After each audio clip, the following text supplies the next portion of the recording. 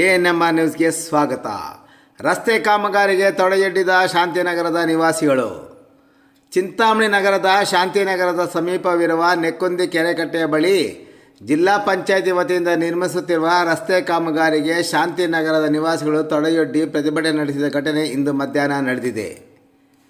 ಕೆರೆಕಟ್ಟೆಯ ಸಮೀಪ ದಲಿತ ಸಮುದಾಯದವರ ಸ್ಮಶಾನವಿದ್ದು, ಇದರ ಸಮೀಪದಲ್ಲೇ ರಸ್ತೆ ಕಾಮಗಾರಿ ನಡೆಯುತ್ತಿದ್ದು, ಕಾಮಗಾರಿಯ ಸಂದರ್ಭದಲ್ಲಿ ಈ ಸ್ಮಶಾನದಲ್ಲಿದ್ದ ಹಲವು ಸಮಾಧಿಗಳಿಗೆ ಹಾನಿ ಮಾಡಿರುವ ವಿಷಯ ತಿಳಿದ ಕೂಡಲೇ ವಾರ್ಡ್ ನಂಬರ್ 27ರ ನಗರಸಭೆ ಸದಸ್ಯರಾದ ಕೆ ರಾಣಿಯಮ್ಮರವರ ನೇತೃತ್ವದಲ್ಲಿ ಇಲ್ಲಿನ ನಿವಾಸಿಗಳು ತೆರಳಿ ರಸ್ತೆ ಕಾಮಗಾರಿಗೆ ತಡೆಯೊಡ್ಡಿದ್ದಾರೆ.